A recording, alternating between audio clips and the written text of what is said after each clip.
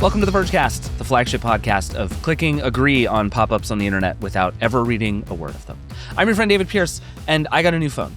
I know I told you I was done with this wild phone experiment that I've been on, and that's true, but that doesn't mean that I don't get needlessly excited about some wacky new idea about how phones are supposed to work, especially if they're supposed to save me from using my phone too much.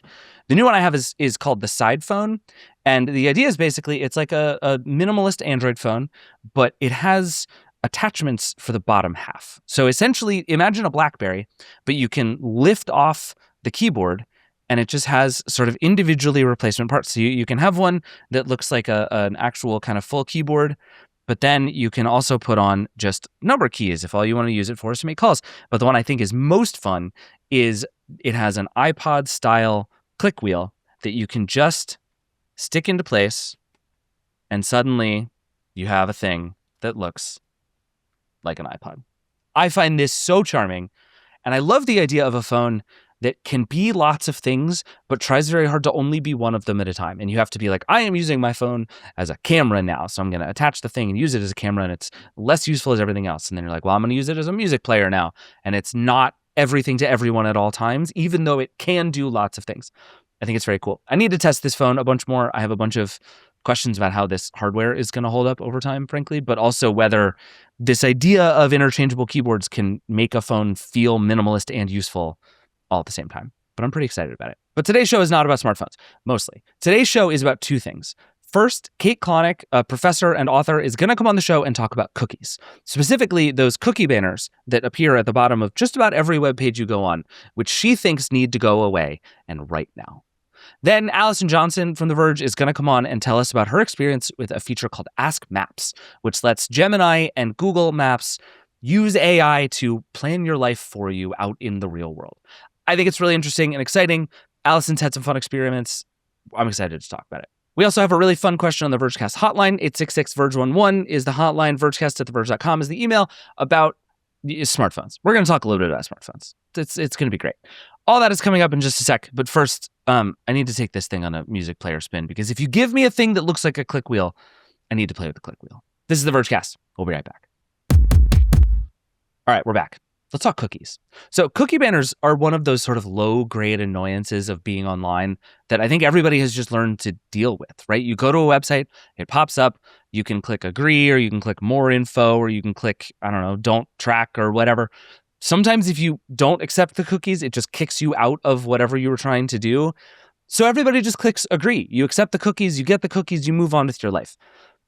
This is not great product, but it's also fine, right? I think if you polled most people about what sucks about being online, I'm not sure cookie banners would be the number one thing on the list, which is why I thought it was so surprising that Kate Klonick, who is a professor at St. John's and a writer and an author and someone who has been tracking legal and political technology for a very long time, wrote a very strong and powerfully worded piece recently about why we need to kill cookie banners. Not rethink them, not make them smaller, not make them more useful, get rid of them entirely. I asked Kate to come on the show both to explain how she arrived at this thesis and also how cookie banners arrived at this place. It seems like a reasonable idea, right? Tell people about the data that's being collected and how it's being used. But we've gotten away from that. The thing is not doing what it is supposed to, and I wanted to know why. So I asked Kate to come on and explain the whole history of cookie banners, and that is what she did. We had a lot of fun. I think you're going to enjoy it too. Let's get into it. Kate Klonick, welcome to the Vergecast. Thanks for having me. I brought you here to talk about cookies, the scourge of the internet. And I'm curious why, for you, this became an issue worth doing sort of real research and writing on. Why it rose past the level of like annoying thing I click on the internet to let me study why this thing is such a problem. So I was living in Europe. I was on a Fulbright in Paris to research the Digital Services Act. And I was there, and I thought the cookie banners were bad when I lived in the United States. And they were just even worse when I was in Europe. And it was especially difficult because I was a stranger in a strange land. I was constantly on my phone trying to call things up, like locations of things, translations of things. And they just were just this like oppressive level of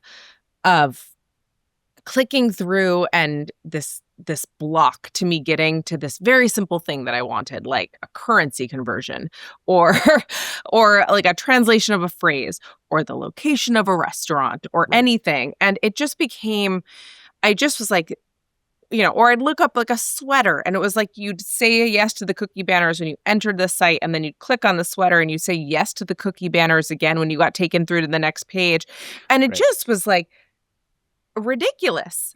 And this just seemed to me to be this really acute piece, like this tangible piece of tech policy everyone could relate to. And as I was kind of writing it, this screed, the European Commission decided to reevaluate the law, the underlying regulations that had kind of been part of the genesis of why we have cookie banners. And so I kind of was like, oh, maybe someone will actually read this and listen to it, and it won't just be like me shouting at this old man shouting at the sky. Yeah, I actually do want to talk about the how we got to this in Europe piece of it, because my experience of cookie banners really starts with GDPR.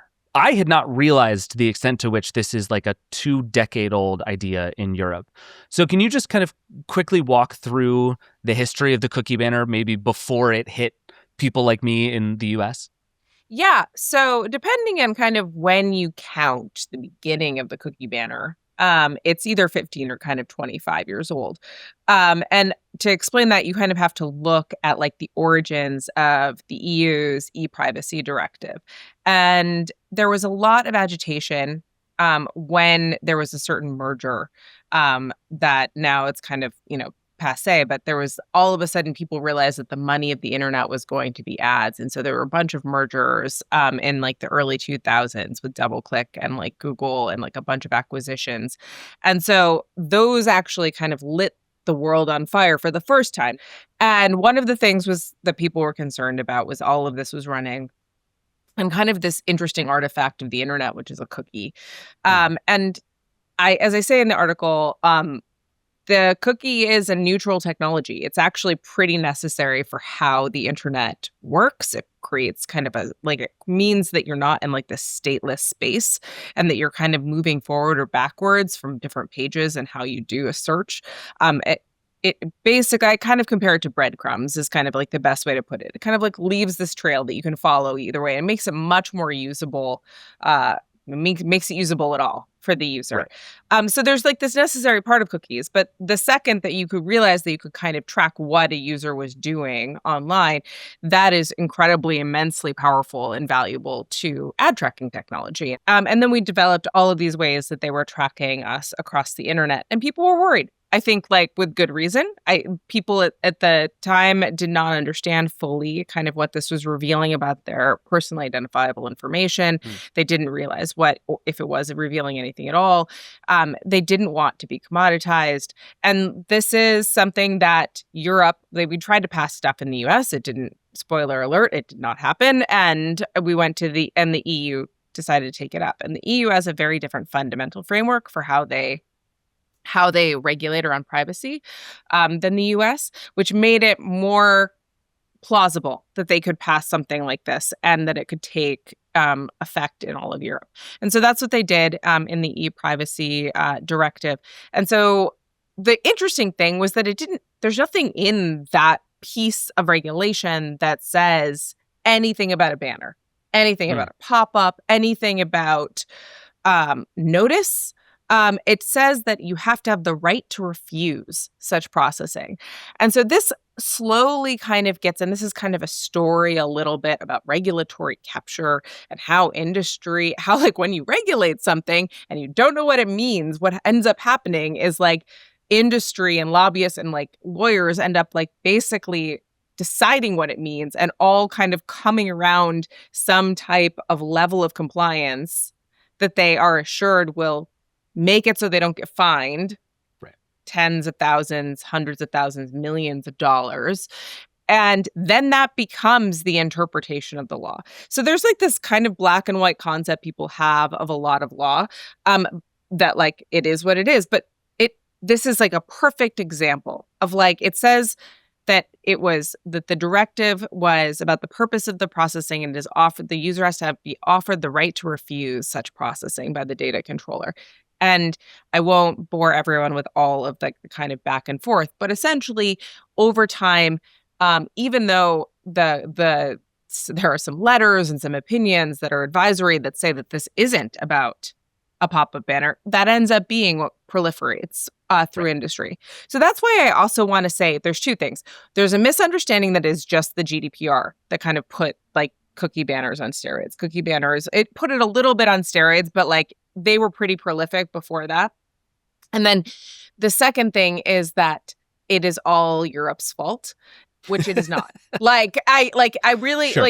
it's not that it's not their fault, that there's plenty of blame to go around for this. And so but very specifically, this regulation did not necessarily have to turn out this way. And it is a part, I think that industry deserves as much blame, and this being their solution to it, as, potentially, if you want to put blame on people, which I don't really think is worth doing, the European laws are. Fair. That's a secondary level of the solution to this, which is people I get that you hate these, but why not just leave them in place? They're not doing any harm. And that's actually what I argue in this paper, is that they actually are doing harm. We would be better off without them than this world with them. And so it's not even, they were just completely neutral and they did nothing, then fine, but that they're not. And so that's actually kind of the big takeaway.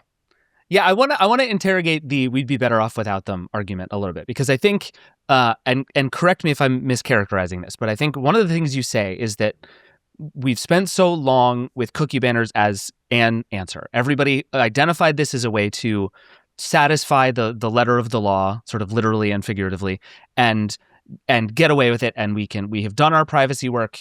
Everything is fine. No one's going to sue us. We're not going to get fined by the EU. And it has sort of calcified into this crappy experience that accomplishes nothing, but it works.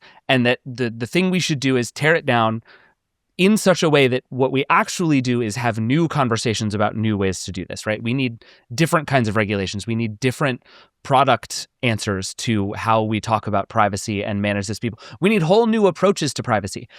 And I think I agree with all of that in principle, but it does seem to me that what you have to argue for in there is, for some period of time, what we're going to have is nothing. and that actually this latent awareness of there is something going on with my privacy on this website is so not helpful that we would literally be better off for some period of time, maybe a long period of time, given the way that privacy regulation is going right now, with nothing. Yeah. Do you feel that way? Yeah, I absolutely do. I think that as you just spelled out for me, the compliance regime that tech companies and regulators have reached this détente over, which is cookie banners, right? They've all agreed. This does two things. It takes the pressure off the regulator from their constituents, because every time someone comes to them and says, we have a privacy problem, cookie banners, we have a privacy problem with ad tracking, they say, we did all of this. We've been doing this for 25 years. We've solved this problem. And importantly, you clicked the button, right? And you clicked the button. Don't you feel like you have agency? Right. And, you have not only agency, you have transparency. And so there is this panacea that gets created from the regulatory side. And then that's also supported by the compliance regime that the tech companies have reached. They've invested the money, they've invested the research, and all of their lawyers for the last 15 to 25 years of deciding what it means to comply with these European laws. They've done the thing, and it doesn't cost them that much to do this anymore. They just do it now, and they know that will keep them mostly from being fined or whatever else. And so they have no desire to reinvent the wheel either. That's a whole new lift for them, right? That's a whole new lift. It's right now they've solved a problem that doesn't actually block them from tracking that much. First of all, that's really important because, as I talk about in the paper, this technology of cookies being used as tracking is still used around the margins. I don't want to make it sound like it's completely outdated. There are still ad trackers that use this, but it is it's been lapped many times over by other types of technology. And so at this point, there is just kind of not there's absolutely no incentive on the part of industry to push for anything new. So you have this very kind of having cookie banners in place actually prevents room for discussion of a new solution. Now, if you get rid of cookie banners, then the vacuum will create a discussion necessarily. And I truly believe that like that would be advantageous. I don't even care if we come around to like a different kind of like consent. I wouldn't love it if we come around again to something like cookie banners. But man, I just think that the discussion, now that we are so much more technologically sophisticated, such that, and now that we have so many different types of actual technology that do this tracking, now that we know what a world looks like where you just have these click-through banners and this idea of manufactured consent, I think that we can do better. And I think it would open up a pathway for innovation. And I think that it would get us some new regulation that actually did the hard work of protecting users' privacy. Okay. Yeah, I love the phrase manufactured consent because it feels like all of this sits right next to the terms of service and the privacy policies and all of the other things that we click the checkboxes on when we sign up for things and no one ever reads them. And you say this great experiment that somebody did where they put a bunch of like nonsensical, what was it? Like you agree to give up your firstborn child in the terms of service and everybody just clicked it anyway because nobody reads the terms of service. It does feel like this whole system is broken. But the thing that I wonder is like if you forced people to read carefully the terms of service before they signed up for something, no one would do it. They would just bail on whatever the thing is they were about to sign up for. And B, I'm not actually sure it would accomplish all that much if everybody read the terms of service, right? Like, I'm sure you follow these as much as I do. These times when everybody, like every 4 years, everybody freaks out about the Instagram terms of service, even though it never changes. And most of what it's asking you for is actually perfectly plausible. Like we need to be able to store one image on multiple servers. And so we need permission to copy your image. And everybody freaks out about what that means because nobody understands these things because they don't have to, because they're not lawyers. That's not their job. But what I wonder is like, is there any version of this where you can give people the actual responsibility to consent with full knowledge and actually give them that full knowledge? Like, part of me just wonders, I can't even imagine what the better version of this looks like. And I wonder what you think it might look like. Yeah. So first of all, I have to like credit the fact that this is a response to a really great article in the same journal by Robin Bradley Carr and Zhu Wei, which is the Contractual Death and Rebirth of Privacy. And there is, it's their thesis that this is a response to is really talking about what you're describing and what I describe with the terms of service stuff, which is, it's not just a cookie banner problem. The idea that we are constantly confronted with all of this legalese and these unknowable terms of service and these unreadable privacy notices is not new, and something that like people have bemoaned for a long time. The so-called click wrap kind of Right. contracts that have proliferated, and I end kind of the piece in part with like this idea that my friend and colleague Dave Hoffman has written about at Penn, who kind of calls for fewer forms, like just get rid of make there be less so that we can concentrate on what is there. So that's part of why I kind of call for this. But the idea is essentially that the world that we're living in has this kind of constant ability to barrage you with information and to use these kinds of nice ideas of consent and transparency. And it's very hard to actually be empowered, even with transparency, and even with kind of moments of agency, because of how power works in these systems. And that's a high level theoretical kind of framing of this. But to answer your question, like what could possibly be better? There are like a few kind of things that I float at the at the bottom of it. You could do some of this there's some middleware solutions, there's some browser level solutions that I think could be better to inform people about these types of problems. I think it would be good to have a much more serious, much more technologically sophisticated conversation about the harms that non-PII data sharing actually creates. I think that there is a lot of ick and creepiness that people just generally don't like about behavioral advertising, but I don't think that there's actually cognizable, especially not tort-based kind of harms that you could, like actually concretely show that that are not based on a leak of personally identifiable information. Like that's like being, that in Europe there are dignity harms and other types of things, but in the U.S., like there's not. It would be much harder to kind of show that there are actually harms in this capacity, and so I think that we just need to have some really hard conversations about that, and have like a little bit of creativity about how we do this. Maybe we start kind of creating some type of like, I don't know, some type of payment back to users in some type of way for the data that they provide. Maybe we make, so maybe we do it economically instead of like giving them cookie banners. Like, I don't know, but I mean, but it ended up being like a 5-cent check to you. Like, that Right. like it costs more to print and mail than probably than your data is worth. But my point is like we could have some conversations about this. And I think the conversation has just gotten so much more sophisticated in 25 years, in 15 years, in the last 5 years since the tech lash kind of started, and shifted during COVID, when we all kind of went online. There has just been a huge change in how we're doing this, and so I don't have perfect solutions. I just think that there are a few out there that I think would be slightly better than this, and even those are worth discussing, I think, in light of how terribly this is going. Yeah. Yeah. I mean, one thing I was thinking about is the Apple tracking pop-up that when an app wants to collect that data about you, it puts up this very simple thing, and you can either say allow or you can say ask app not to track.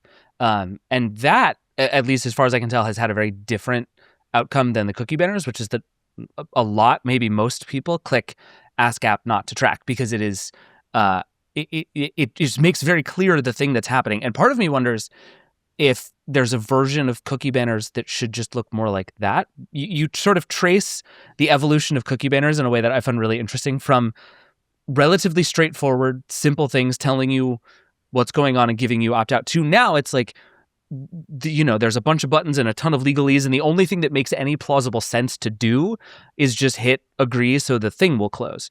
And part of me wonders, like, if we were to just wind it all the way back to like, this thing is collecting a bunch of data about you, cool or not cool, and you can actually just click the button, and we've like mandated the way that this thing looks.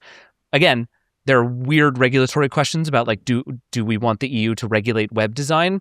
I don't know, but is there something there that could have worked if we had not let these banners become the bizarre things that they've turned into?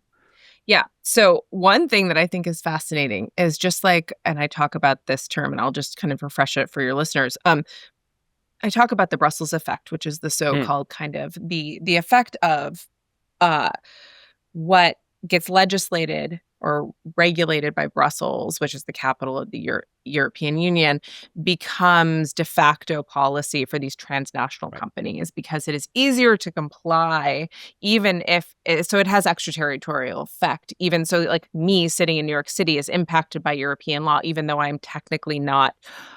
It's not enforceable against me, simply because for Google or Apple or Facebook to have different types of policy between Dublin and the US is too expensive, and so it's easier to just make a one-size-fits-all solution. We had a similar thing with, like, I don't know, you've maybe heard of the Texas-California school book effect, where like those two giant markets determine the available textbooks for school children for most of the country, right? Or the Europe or the California car emissions effect, which is kind of like when California passed emissions laws, that just changed how all cars were manufactured in the United States. Because making right? a car for California and making a car for the other 49 states just doesn't make any sense. Makes no sense. Right. Exactly. So this is like this extraterritorial effect that's well kind of established, this play between markets and regulation.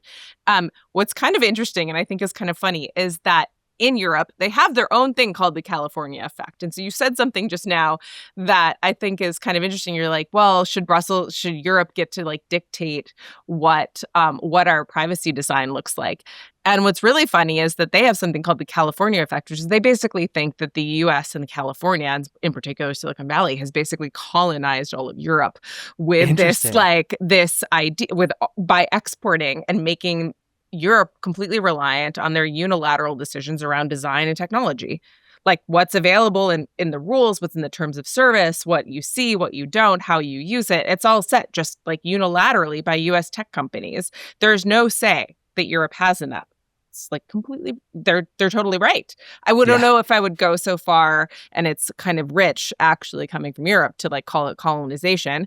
But but it is definitely like a product. It's a product outsourcing effect. It's a market effect. It is, and to this extent, I actually think that there is some legitimacy in Europe deciding that it's going to use its democratic power, its own sovereignty, its own comparatively small, but still like next largest, richest market share to push back on kind of this dominance from tech companies. So I just kind of wanted to complicate that narrative a little of like, well, why should we listen to the EU? And I'm like, well, they'd say the same about us. Like, why are they? Should we be listening? Why do we have to listen to like everything that Apple just decides at its whim? And to get just really quickly to that question of Apple deciding that they were not going to play ball with other, they were going to make this change in their ad trackers. There is also another part of that is that if you talk to other technology companies, devastated other people's advertising revenues and the ability to kind of, is a story of monopoly power.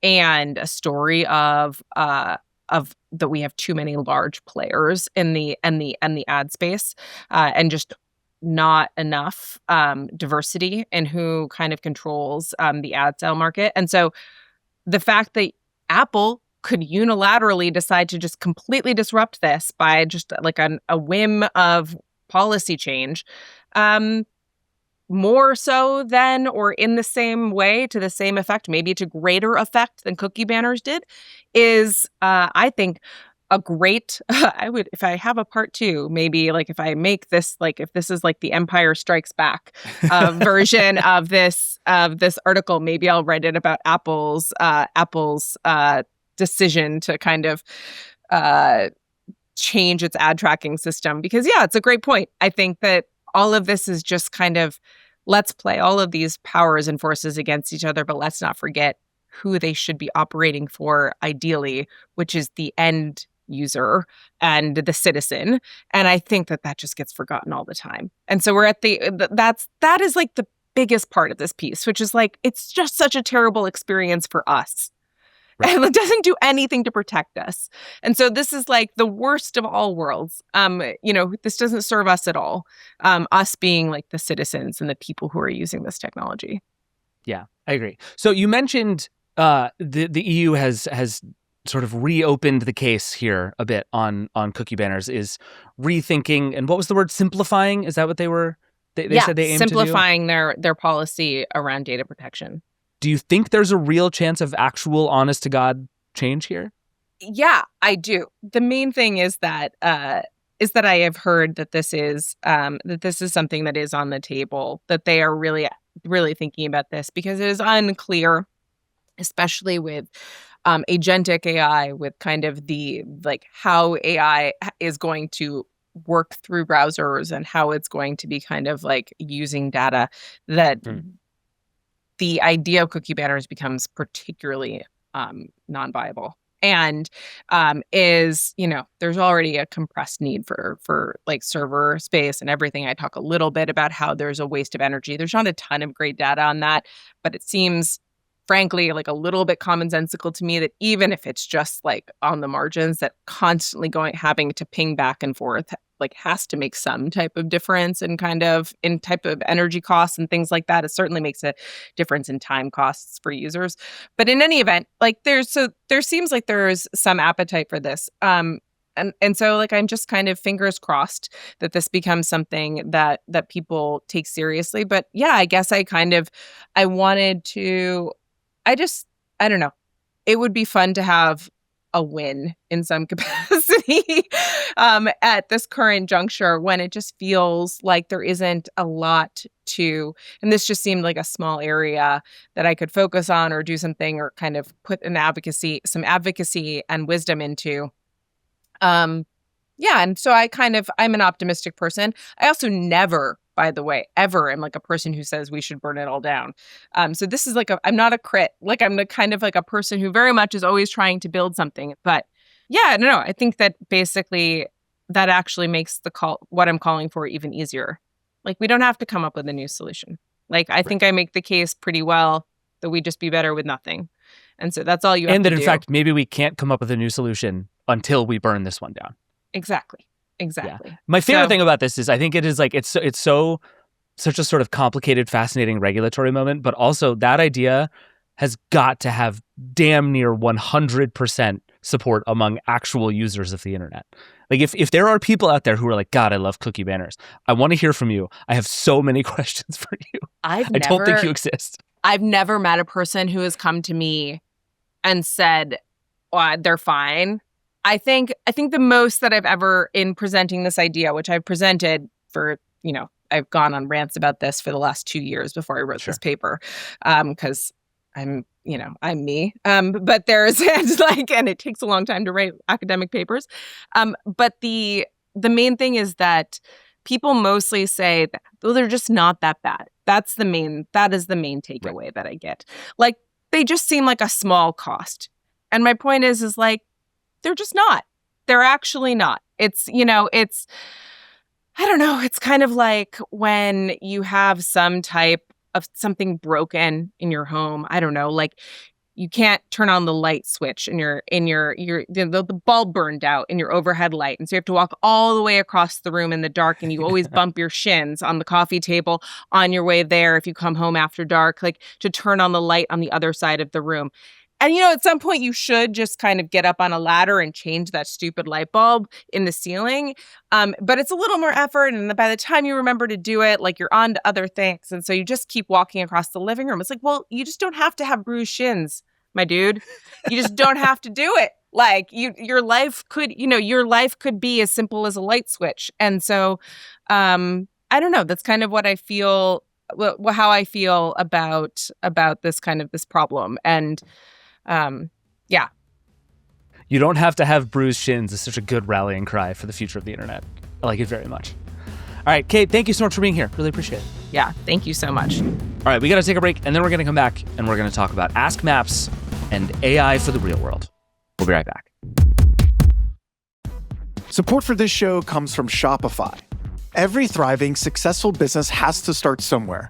A good place to start is a relatively simple question. What if, given the right tools, I really put my all into this? One tool that can help grow your sprouting business to new heights is Shopify. Millions of businesses around the world rely on Shopify for e-commerce. They offer a host of helpful tools you can take advantage of, from payment processing to analytics to website design. Their design studio includes hundreds of templates to help you create the exact website you've been envisioning for your business. If you're wondering, what if I need help? Then no worries, because you're never left to fend for yourself. Shopify's award-winning customer support is available 24/7. It's time to turn those what ifs into a thriving business with Shopify today. Sign up for your $1 per month trial today at shopify.com/Vergecast. Go to shopify.com/Vergecast. That's shopify.com/Vergecast. Support for the show comes from Upwork. Upwork wants to make it easier to bring on the right freelancers right when you need them. You can browse profiles, review past work, and get help scoping the role so you can hire with confidence and get started quickly. Seriously, you could connect with the right freelancer in just a few hours, especially when you sign up with Business Plus. Their AI-powered shortlisting pairs you with the top 1% of talent in under 6 hours. No endless searching required. Upwork also cuts down operational hassle by handling things like contracts and payments in one place, so you can spend more time running your business. You can visit Upwork.com right now to post your job for free. That's Upwork.com to connect with top talent ready to help your business grow. That's UPWORK.com. Upwork.com.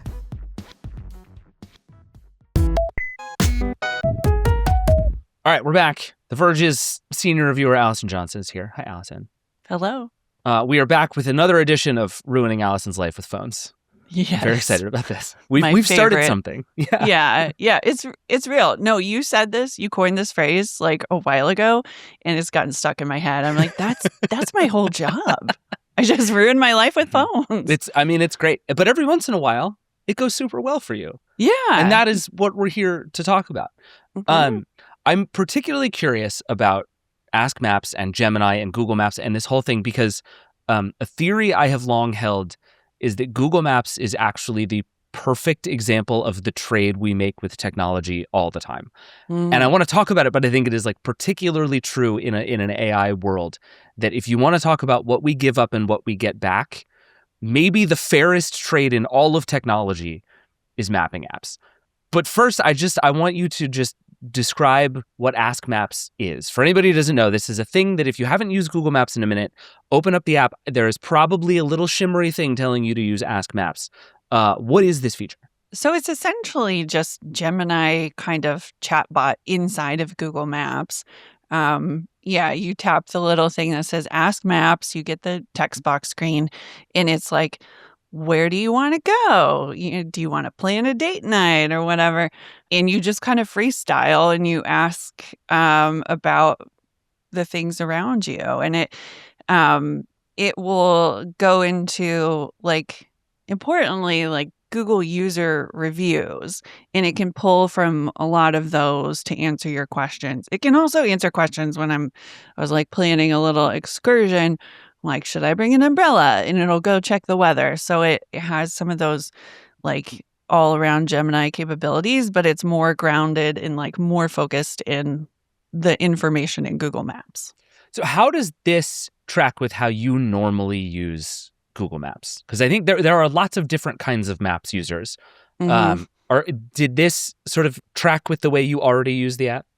Yeah, I think about this a lot. I'm like a recreational Google Maps user, Okay. which I recognize as unusual. There's a lot of, Google Maps is designed to get you from point A to point B, and there's a lot of people who use it that way and probably are less interested in like having just a little chat with Google Maps. Right. You're like, I have an address. I need to be at that address. Google Maps, tell me how to do that. That is one very specific use of Google Maps. Yeah. Ask Maps, don't go there with this. Just continue using Google Maps as you would. I use it as kind of like, I want to check out, the neighborhood where we're going to have dinner and see like, well, maybe there's like a cool playground we can stop at. Or I'll see a recommendation somewhere else for a restaurant or a coffee shop. I'll go in and add it to one of my many lists that I have in Google Maps. So I just poke around in maps sometimes. Sometimes I have no agenda. I'm just like, I don't know. What's going to pop up in Google Maps today? Something weird inevitably comes up, and I'm fascinated. I could spend hours in Google Maps. The reason I ask is because I use it exactly the same way, and immediately the first time I read about Ask Maps, I was like, oh, this is for me. Mm-hmm. Because like what I find myself doing all the time, I think I've actually until now been using Google Maps sort of wrong, where like I will search for honestly, hand to God, my most common Google Maps search is probably the phrase breakfast sandwich. Because wherever I am, whatever I am doing, I am permanently on the lookout for like a pretty good bacon, egg, and cheese sandwich. It is all I want every day in the whole world. And Google Maps has always been almost right for that, but never quite right for that. And it'll always be like, reviews mention XYZ, reviews mention breakfast sandwich, which is sort of helpful, but only if people are reviewing the words breakfast sandwich. And this is the sort of thing that actually, if you take AI and its ability to do this like summarization and sort of fuzzy search and actually pull a bunch of sources together, it can start to do things like actually help you understand what is good on the menu at the place that you're going to, and whether this thing and this thing are both good. Like, I want a place that has both a good breakfast sandwich and a pretty good cup of coffee. And that is a thing Google Maps is just structurally not set up to do. So the idea of like you said, we have this huge corpus of place data, reviews. It's actually an incredibly useful amount of information. This seems sort of perfectly suited to everything that Gemini is actually good at. Like, yeah. And it sounds like you use Google Maps the same way, whereas like this immediately becomes the kind of thing you're like, oh, I actually know 1,000 questions I would like to ask this AI tool. Yeah, and it is really good for those kind of like, I'm not just looking for coffee near me. There's 1 million coffee shops around me. I'm like, or you get the same 12 from everything you do, right? This is the problem that I constantly have is you search like, I live in Alexandria, Virginia, and it's like top 10 coffee places in Alexandria, Virginia, and it's the same 10 every single place you look, and eventually all of these lists are useless. And I'm like, I've been to all 10 of these. Where else should I go? Yeah, it's like nothing is able to do that so far. Yes. Yeah, for us recreational maps users, it can put together concepts or like extrapolate from something where I'm like, I'm looking for a coffee shop where I can bring my laptop to work for the afternoon, and it understands, some of the criteria around that, and it doesn't just look for people mentioned in user reviews, laptop, and it'll be like, there's a lot of space. It's very cozy. It's open till 4 p.m. It's not, it doesn't close at 2. Right. So yeah, kind of coming across those use cases is sort of blowing my mind, and I'm like, well, now I have 1,000 more questions I need to ask. I love it. So you set up an experiment where you basically decided to let Gemini plan a lovely city day for you. Tell me about the planning process before we get into the day. What was the setup like? So I just kind of gave it the assignment, and I gave it a few criteria. I was like, I want to, spend a day in the city. I want somewhere to get lunch. I'm going to be taking public transit. I want to take like a nice little walk somewhere and find a coffee shop where I can sit with my laptop and work for a few hours. And I need to be home by 4:30 p.m. I want to have a lovely city day, and I'm also on a very tight schedule. Yes, and I have extremely specific criteria for it. Yeah. It would be the most intense thing to like tell your friend. Right. Yeah, Google Maps though, just kind of put it all together. The first suggestions it gave me were, I guess, maybe too good, because I was like, oh, I've been there, like I know about that coffee shop. I was there a week ago. So I will say, by the way, this is one thing I've noticed about Gemini and the Ask Maps feature in my own use so far. I wish it was paying more attention to where I've been before. Yeah, because I've had the same experience a couple of times now where I'm like, oh, where should we go? Like, what's a good? I want tacos. Like, surprise me. Where should we go get tacos? And pretty consistently, it has offered me places I've already been for tacos, which on the one hand is fine. But I've had to really push it to be like, show me things for sure I don't know anything about. And then there are a couple on the flip side where it's like, I was like, one thing I put in just this morning to see is like, find me a favorite place I haven't been in a while that I should go back to, which is, again, information Google Maps has. Like, anyone who is wondering what Google Maps knows about you, go find your location history on Google Maps. The answer is everything. It's frightening. Yeah, and again, and this is the trade we make, right? Is like, by having this, you can now give all of this back to me in a way that is actually useful to me. And I wish there was one more turn of Google's ability to know, because then it was like, it offered me a place I've never actually been, but I have searched for in the past. And it was like, you've searched for this twice and you were there one time. And I was like, actually, I wasn't. I was somewhere else across the street, and you should know that, Google. But so that's the one little tick of personalization that I don't feel like is quite there. And it sounds like you had the same thing, where it's like, I want to go on a fun, exciting, new exploratory day. And it's like, have you heard of the coffee shop down the street from your house? And it's like, I have, actually. Thank you, Google. Yeah.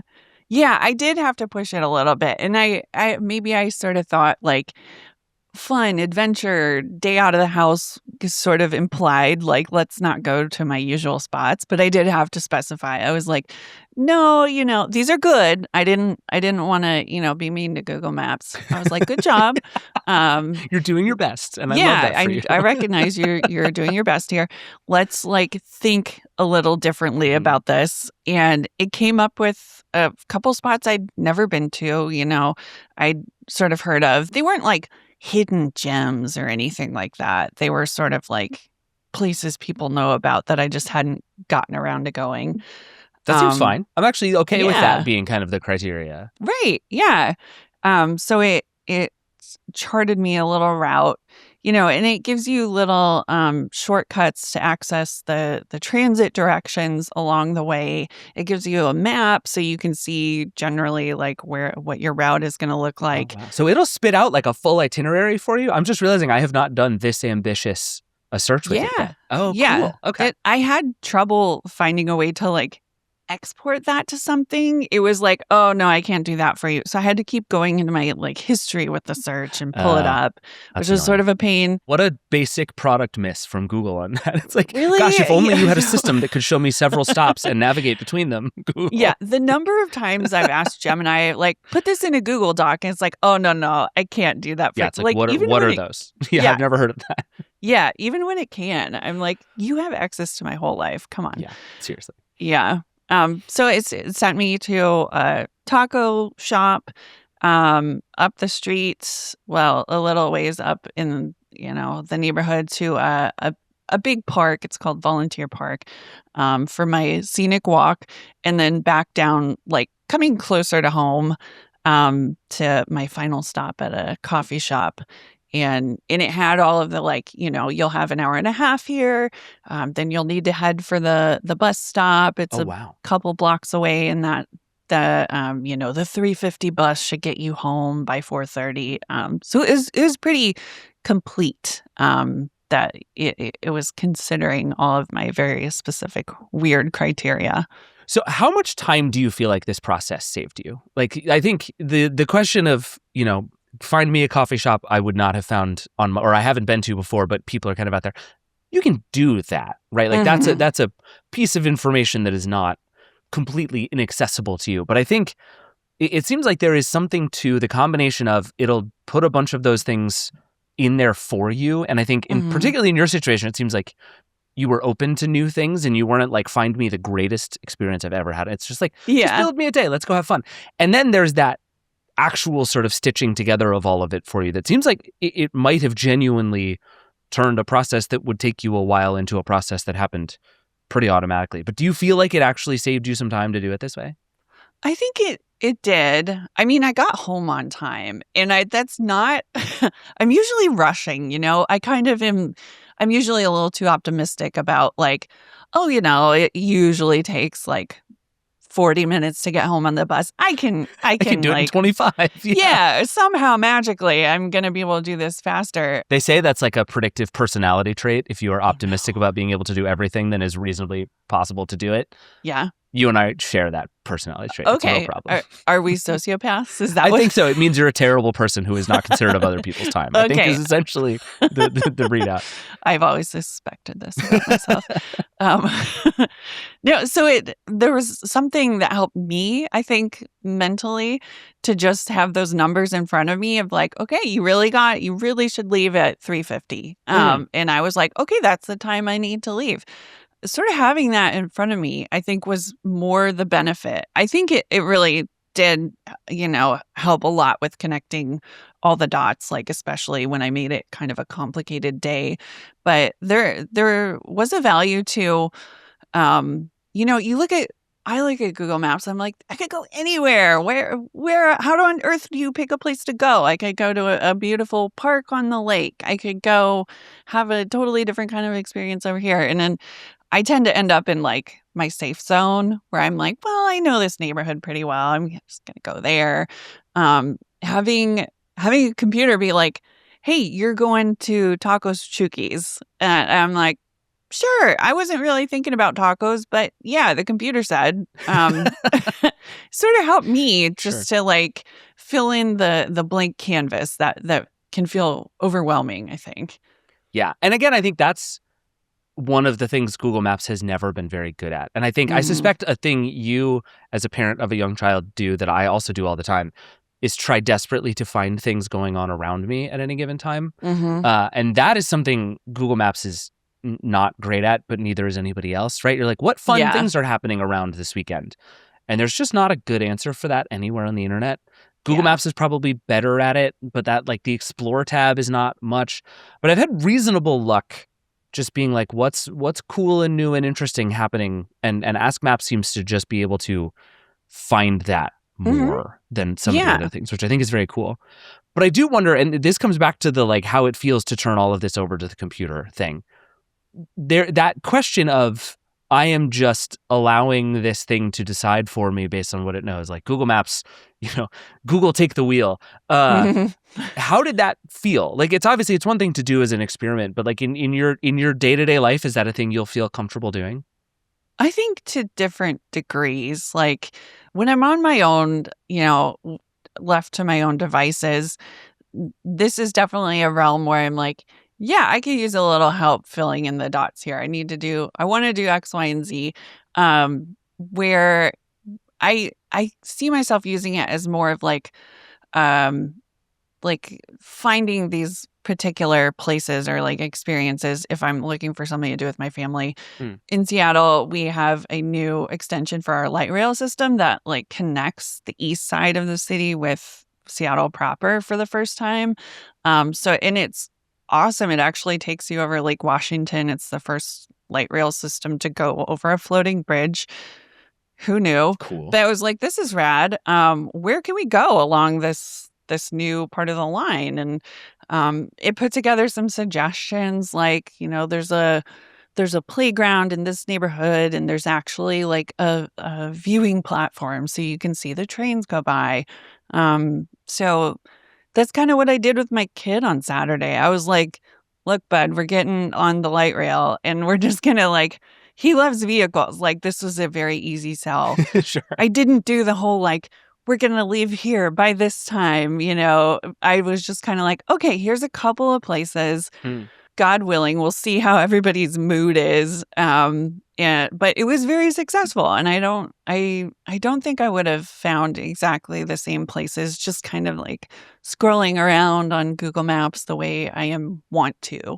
Yeah, I find with a lot of this stuff, and there's some of this going on Yelp and other platforms too, that there's just a certain amount of filtering and button pressing you get used to doing on all of these platforms. That's like, okay, I search for restaurant and then I have to go and I click filters and I click outdoor seating and I click open now and I click and there's just a bunch of stuff you have to do to sort of take this giant database of stuff and winnow it down to what you want. And the actual better thing is just like, I'm with my kid and we need a snack right now. Yep. Where do I go? And what you actually need in so many of these cases is just an answer. A successful answer is so much more important than like, I'm going to spend 30 minutes finding the perfect place for us to go. And I think for the most part, that is certainly my life experience is like, I would like something pretty good as quickly as possible, which ironically is the whole pitch of AI. I know, right? Reasonably good as quickly as possible is like the best case scenario story of AI. And I think in Google Maps case, it's actually perfectly suited to a lot of use cases. But I do wonder, and this is sort of the bigger picture thing I've been thinking about, is there are obviously lots of questions about all of the data that these tools are collecting about you as you move around. There's all these questions about what's it doing with the content that people are creating? Like what does it mean that everything from like reviews to internet content is being sort of subsumed into this tool that really does not spend a lot of time sourcing its information. Like in my test so far, it is not interested in pointing you back to anything. It's just, here's a bunch of information. Go about your day. Even the place information from a lot of these places is just being dumped into these AI systems. And this stuff is not unique to Google Maps. This is happening in Gemini and everything else elsewhere. But what do you make of the kind of AI in, AI out piece of Ask Maps here? Yeah, I thought about this a lot because it sort of mirrors what I do, like reviewing phones in a way. You know, if you think about someone who reviews restaurants or, you know, is sort of a curator for maybe a website like Eater, which I read all the time. Not a plug for our Vox Media friends. Shout out to Eater. Shout out to Eater. I genuinely just am always on Seattle Eater. There's sort of that aspect where it's like, you know, in my job, I have the perspective of like, I get to use every phone. Like every phone that comes out in this country is for sale. I get to use it and I have that perspective and I can like share based on that. I don't live with one single phone every day. And there are better sources of information if you're looking for like one particular thing about a phone, which is kind of the beautiful thing about, you know, there's maybe a Reddit community or a blog that is like focused on that specific thing. So I kind of got to a place with Ask Maps where I'm like, maybe this is helping me fill in these gaps. You know, I'm still going to read Eater. I'm still interested in a Seattle Times like restaurant review, and that sort of informs my like overall understanding of, you know, the scene in Seattle. Then I have my weird little specific requests and questions, and that's usually answered by other people, you know, not professional restaurant reviewers. And I think there's all kinds of thorny things there with like, does one thing become too powerful and it puts other restaurant reviewers out of business? I hope not. You know, I kind of landed, and maybe I'm rationalizing, but I'm sort of at peace with it as far as my own use goes, that it really helps me fill in the gaps and fill in the like hyper specific stuff where I'm like, that, you know, an Eater is not going to be able to answer. They don't have a list of the top 20 restaurants in Seattle for kids who are like super into vehicles. Sure. They don't have to be vehicle themed. They can be near, you know, like they just need a big parking lot. Yeah. Yeah. Parking lot with some weird cars. We love it. And then on the flip side, nor is Google Maps going to be the place to be like, okay, who is doing really interesting, innovative stuff that I should go and like make a point of going to? Yes, that is exactly. Google Maps has never been good at that, and I think has actually tried a bunch of times to be good at that, and mostly failed. And so I think you're exactly right. Falling back to this, we are just going to solve this very simple day-to-day problem for you without trying to sort of be discovery based and help kind of curate the best of anything. Like Google doesn't even really try that anymore, and I think it's probably the right decision. There are others who are better at that. But I think about this also in terms of maybe this is just my own moral quandary with Google Maps, but I am perpetually both using Google Maps for everything and sort of petrified how much Google Maps knows about me. And it feels like Ask Maps just extends that on both counts, right? Because now, if I essentially just allow Google Maps to follow me around everywhere, it's going to know more about me, give me better recommendations, have more history with me. It's the same thing we talk about with all of these like always on recording devices, where there's real upside to having it track all of my conversations and what I'm doing and who I'm with and all this stuff. It's also just creepy as all hell when it works. And I think I struggle with this all the time with Google Maps just in general. Like I will navigate all the way home, but then when I get to like 10 minutes from my house, I close the app because something in me is just like, I know that Google Maps knows where I live, but the idea of it knowing that I've arrived home freaks me out. And that's nonsense. Like, to be clear, that doesn't make any sense, but it is how I feel. Yeah. And then yet on the other side, whenever I'm using Google Maps and I'm on the highway and it pops up the thing that's like, 10 people reported police here. Police still there, and you can either press still there or not there. I make such a point of hitting that every time because I'm like, this goes back to what I'm saying about the trade earlier. It's like, this is a staggeringly useful piece of technology, right? To give me the real-time traffic information and to tell me where the cops are and to tell me the accident that's coming up and navigate me around it. Like, we give it a vast amount of data about us and about everyone, but in return, we get this incredibly useful tool. And I think I'm very comfortable with that trade of what I get for giving you this information about me. But it does, again, it feels like AI just in general, but especially with location stuff, just makes that so much more acute. I don't know. Is this a quandary for you in the same way that it is for me, or am I just way too deep in my own head about this? No, I definitely feel it, especially when you bring AI into the equation. It's like I have decades of history on Google Maps. It probably knows every address I've lived at in the past 20 years or whatever. Again, go to your location information. It will terrify you. So horrifying. Didn't for a while, maybe it still does this and I just unsubscribe, but it would give you like an email digest every month. Like, here's where you went last month. I'm like, absolutely not. I'm good. Yeah, like people super want to be reminded of all of this information that we have about them. Like, take a little trip down memory lane. Don't love that.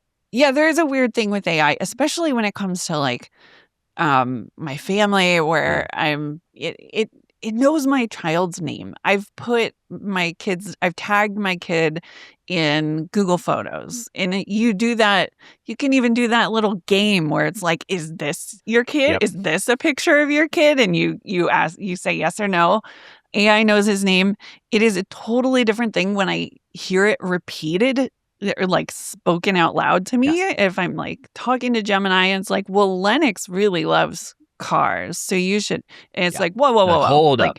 Yeah, there is just something about like having it spoken back to you, where it's like, hey, I know a ton about you, and maybe it is just we like that veil of like, that the data's there, but you're not like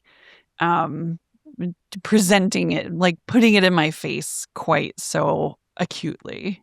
Yeah, it is a strange user interface problem as much as anything. It's like, how much can you present to me that you know me before it starts to seem really creepy?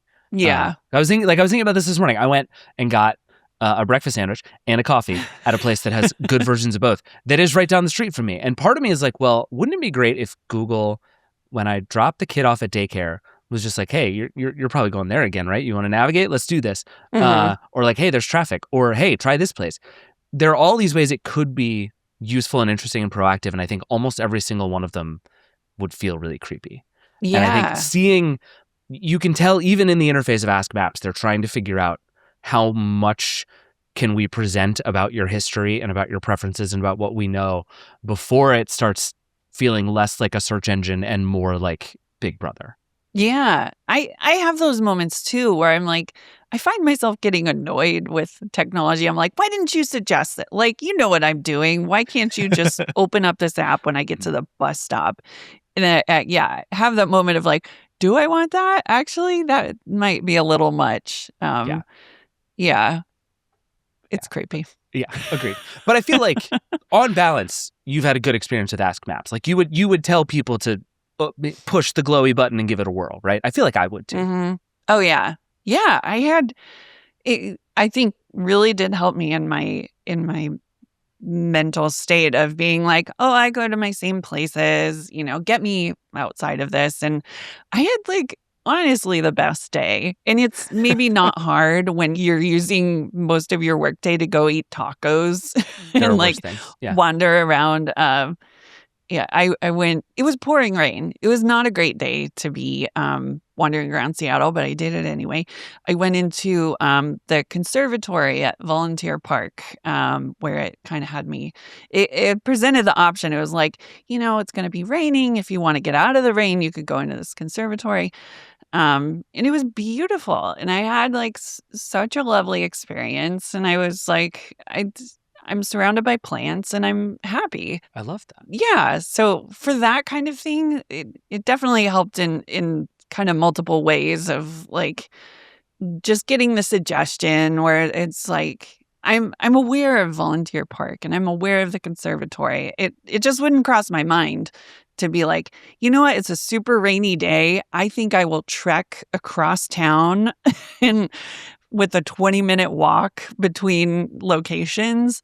But it ended up being really great. So I'm definitely gonna use it for that. I'm definitely using it for my weird show me all the places in Seattle that have a view of train tracks, Very that I important. can bring my Yep. kid. And I have a lot of plans for it, I guess. I love that. All right, we should take a break, but will you stick around? We have another extremely Allison-coded hotline question. Yes, I love it. It's even better than the last one. We're gonna have a great time. We'll be right back. Support for the show comes from Framer. Your website is the tone setter for your brand, reaching every single customer you have. But if you still struggle to make small changes and simple updates, you're leaving opportunities on the table. Luckily, there's Framer. Framer is an enterprise-grade, no-code website builder used by teams at companies like Perplexity and Miro to move faster. With real-time collaboration and a robust CMS with everything you need for great SEO, not to mention advanced analytics that include integrated A/B testing, your designers and marketers are empowered to build and maximize your .com from day one. Learn how you can get more out of your .com from a Framer specialist or get started building for free today at framer.com/verge for 30% off a Framer Pro annual plan. That's framer.com/verge for 30% off. framer.com/verge. Rules and restrictions may apply.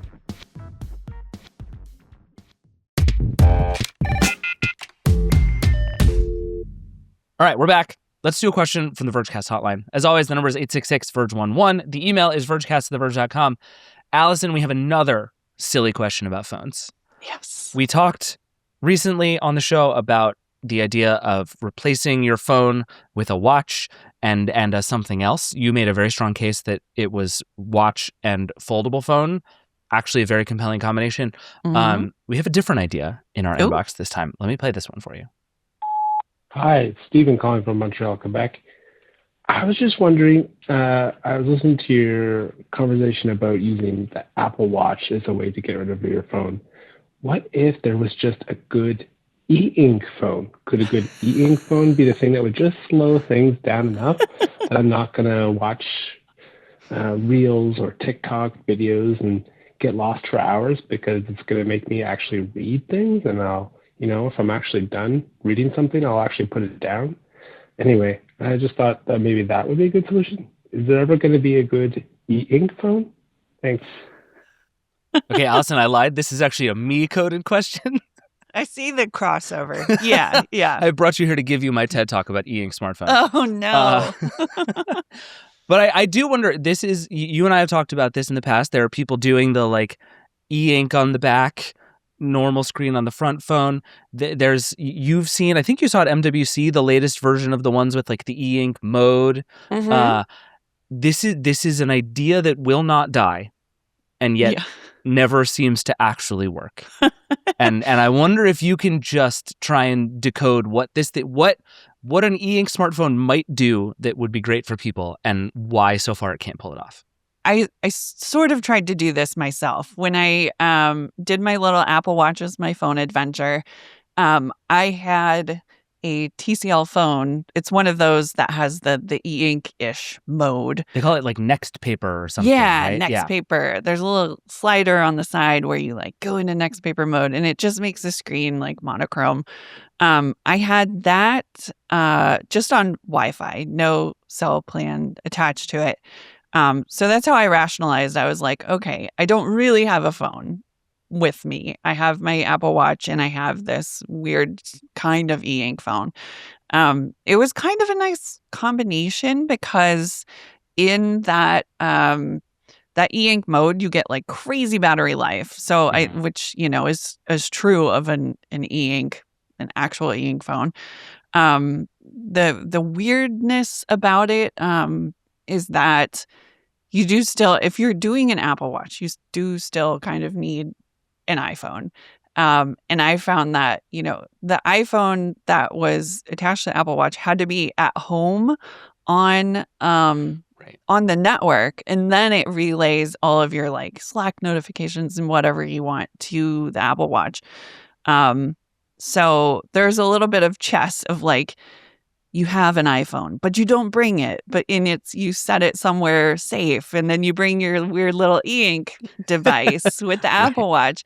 It did kind of work. Like I got to the coffee shop and I was like, I'm going to read an article or something that I bookmarked, and it was lovely. I put the thing away. When it's a mode on the phone, I think it gets a little like, yeah, you could just turn it off and scroll TikTok if you want. So I think that's where maybe people would be interested in like, give me the full pure e-ink device. But yeah, does this appeal to you as the foremost Books Palma? Yeah, I'm sitting here with my Books Palma 2 in front of me. This is not a bit. This is just here in front of me. To me, the thing is, a experiment I encourage anyone who wants a phone like this to do is just note every time you scroll on your phone, because scrolling sucks on e-ink. It just does. Like it's bad. It's ugly. It leaves artifacts. It's just bad. And even if you don't want to do social media, and I think the thing where I can get the Books Palma 2 Pro has a full-on cellular capabilities. You can use it as your phone if you want to. It's let down by the screen, so like you shouldn't buy that one. But like the theory is getting close. And the idea that it will prevent you from using TikTok because TikTok is bad and it will prevent you from doing other things is all true. But like to our earlier conversations, the number of times you're going to need to do things like look at a restaurant website on your phone, or pan through Google Maps, or just any number of like little things that you do all day, every day, like scroll through Spotify. Those things are annoying. And it's one thing when you have it as a secondary device that is very deliberately like, this is mostly for reading, and occasionally when I need to do something else, I can. Like that's very powerful, right? There's a reason I like this better than a Kindle, because it is mostly for reading, but it also has these other backup capabilities just in case you need them. Yeah. I find that to be very powerful.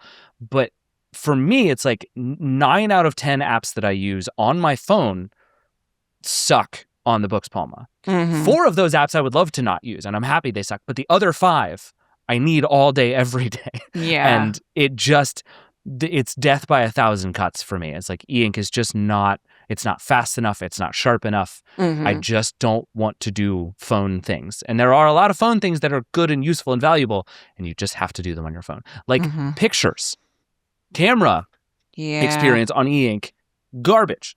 I'm never going to get any better. So I don't know. To me, it's just like this, there's just this fundamental mismatch of technology. But like you bring up the next paper thing, and there is something in that it's a switch you can throw idea that feels like maybe if there is a correct answer, it's that. I don't think it's one screen on the front and one screen on the back, but it's like there's something to the maybe my phone can have 2 different modes, and there is something to the friction of switching them that is powerful. I don't know. Yeah. Is anyone else other than TCL working on that? I feel like I see a next paper concept like once every 12 months, and no one else seems interested in this idea at all. I know. Yeah. I love them for it. And it's not e-ink, but it reminded me of the monochrome e-ink type thing.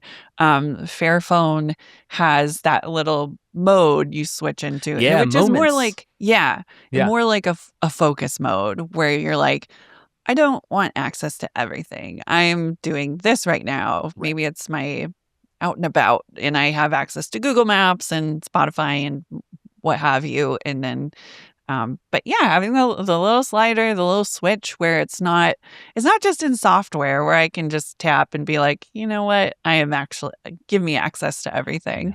I spent so long trying to do screen time limits for apps and was like, oh, it's actually really easy to just hit the button and enter my passcode. Like, this accomplishes nothing. Right. Yeah.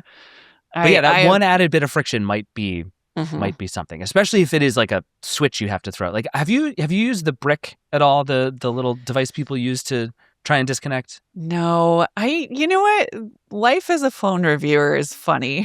Fair. I'm like, sure, yeah, I'd love to use my phone less. Kind of need to keep using the phone, but I am aware of these solutions. That's another one though that is like it's one tick extra friction and winds up being really sweet. Like I keep hearing from people all over the place who are like, the brick is the thing that worked for me because now if I want to use TikTok, I have to walk upstairs and unbrick my phone.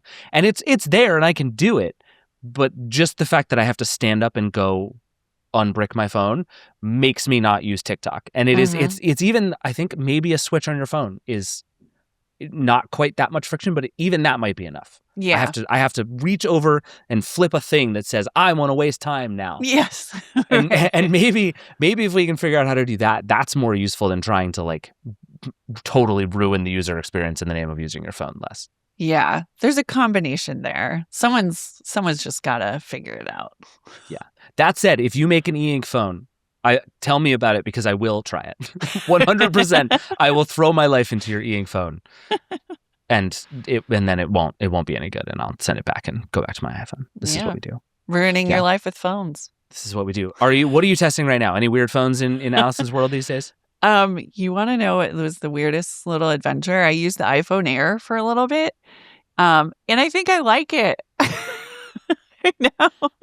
I think it's a modular phone. It's a modular phone. And it's good for like 2 people. There's 2 people who should buy it. Which is you and like Apple executives. Yeah. People who work at Apple, and if you're a phone reviewer who carries 2 phones. That sounds about right. I mean, true, as a second phone. Hell yeah. Right. You know what I mean? Like if you're gonna spend all that money on a second phone, A, what is wrong with you? And B, you are my people. Like, welcome to the Vergecast. Yeah, go for it. All right, Allison, thank you as always for being here. Appreciate it. Thank you. All right, that's it for the show. Thank you to Kate and Allison for being here, and thank you as always for watching and listening. If you have thoughts, questions, feedback, if you've had great or terrible experiences with either cookie banners or with Ask Maps, I want to hear all about them. 866-VERGE11 is the hotline. Vergecast at theverge.com is the email address. Send everything. If you found a really bad cookie banner, take a screenshot and send it to me. I don't know what we're going to do with it, but I want to name and shame the worst cookie banners, and I need your help. Also, one bit of housekeeping before we get out of here. So in 2 weeks, on April 21st, on Tuesday, we're going to do a whole episode about The Verge. We do this periodically, but we get lots of questions about how The Verge works and about how our business is going and about how we think about the future of media and about why Nilay is the way that he is. So every once in a while, we try to just do an episode and answer as many of your questions as possible. And we're going to do that in 2 weeks. So if you have questions, again, 866-VERGE11 is the hotline. Vergecast at theverge.com is the email address. Send them all in. We're going to answer as many of them as we can, all in one episode. It's going to be a really fun one. Until then, The Vergecast is a Verge production and part of the Vox Media Podcast Network. The show is produced by Eric Gomez, Brandon Kiefer, and Travis Larchuk. Nilay and I will be back on Friday to talk about all of the news, OpenAI stuff going on. There's some wild stuff happening in politics and the world and the price of everything. We're going to talk about all of it. We'll see you then. Rock and roll.